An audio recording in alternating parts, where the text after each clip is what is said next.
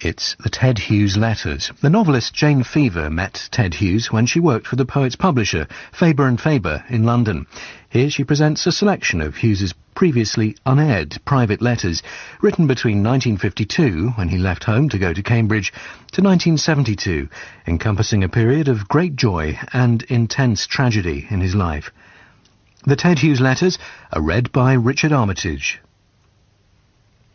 My early life, first consciousness to age 9, revolved around my brother's world and the animals that we searched for in it.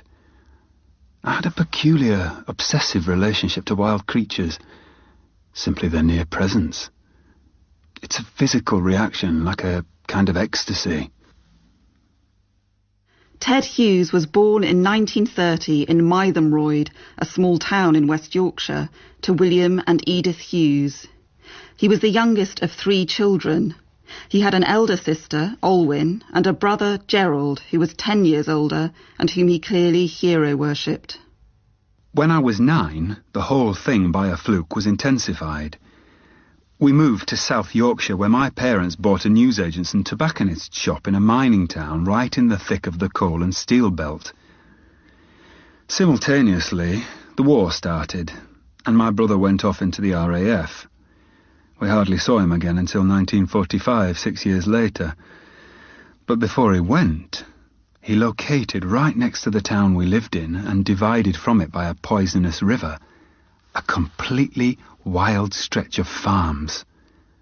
These became his new kingdom, which I entered with him.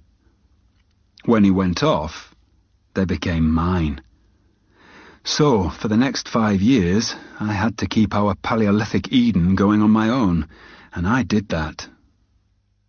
Although Ted was an intensely private man, he was remarkably frank and open to his correspondence, sometimes even to people he didn't know. These sketches of his childhood, for instance, are prompted by questions written to him by an MA student at Oxford. When I was 11, I got to grammar school and discovered that what I wrote amused my classmates and my English teacher. That focused my interest, I suppose. But with my brother gone, I came under the influence of my sister. She was ahead of me at school and an academic star. She also has a very forceful personality. Also, as it happened, she had a sophisticated taste in poetry. Olwyn and Gerald were among Ted's earliest correspondents. In 1951, Ted went up to Cambridge to study English, from where, in his second term, he writes to Olwyn. Sometimes I think Cambridge wonderful. At others, a ditch full of clear, cold water where all the frogs have died.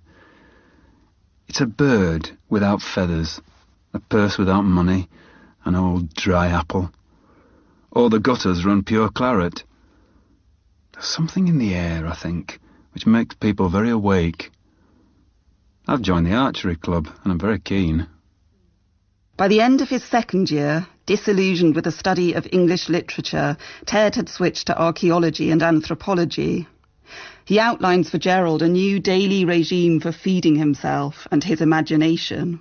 I buy meat and roast it in front of my fire, which brings people slavering from the other side of the college to cram their nose in my keyhole.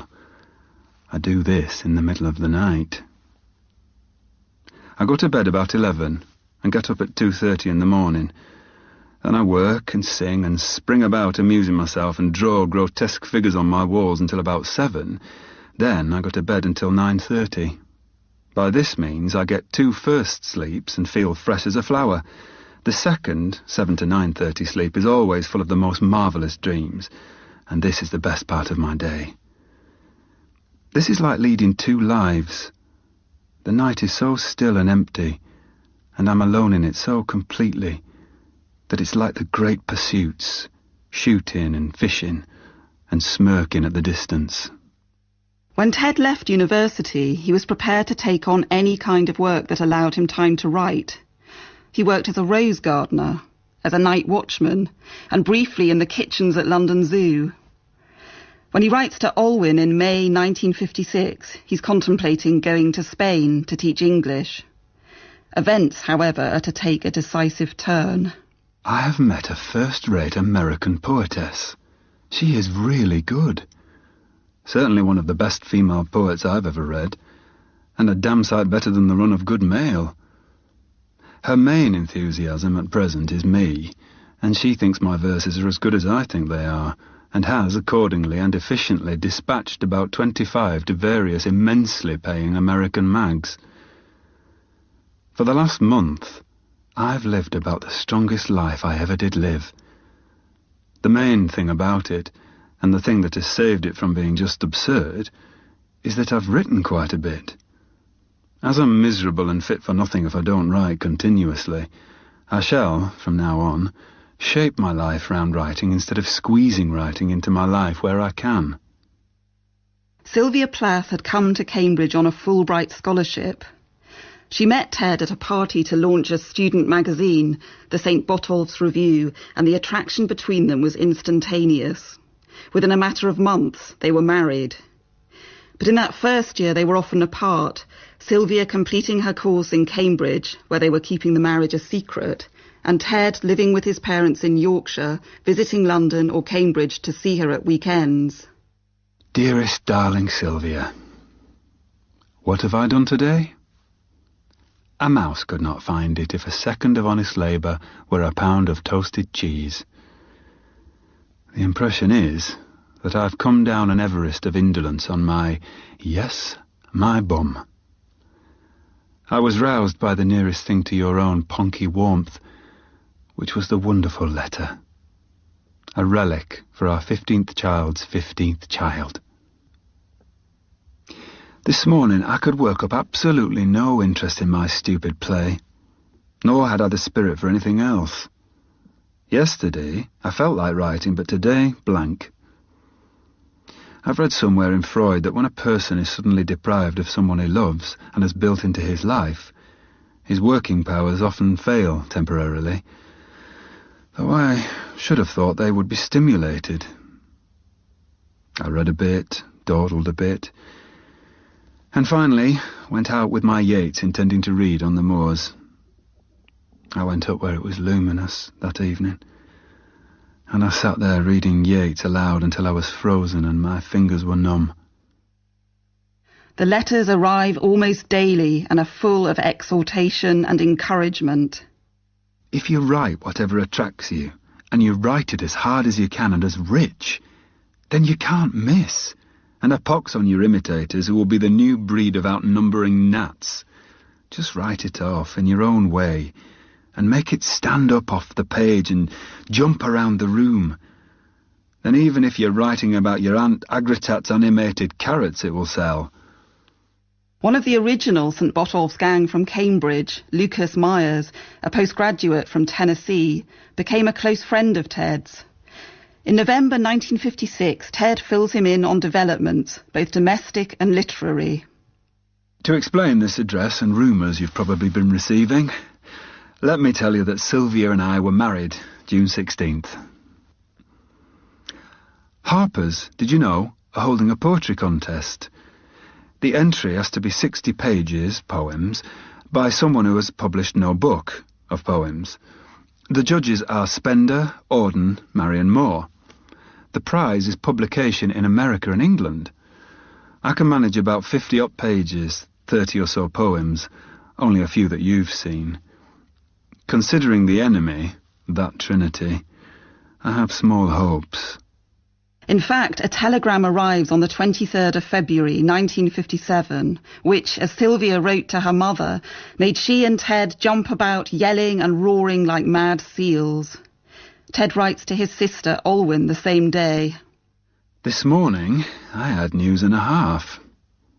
You remember that contest for which I was getting those poems into a book?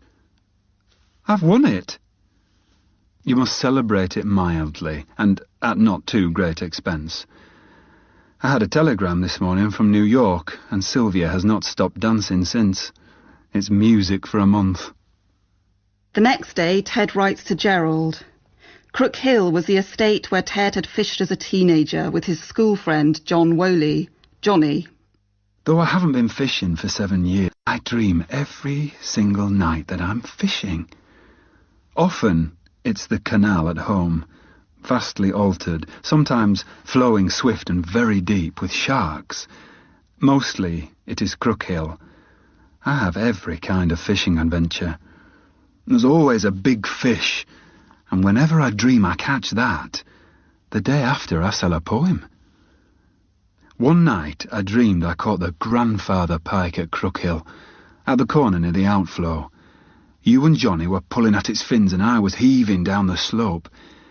We had 20 feet of it out and still most of it was in the pond. The next day, I sold my first poem and got married. Sylvia is my luck, completely. In May that year, Ted writes to his parents, Edith and William, to celebrate the forthcoming publication of his first book of poetry, The Hawk in the Rain.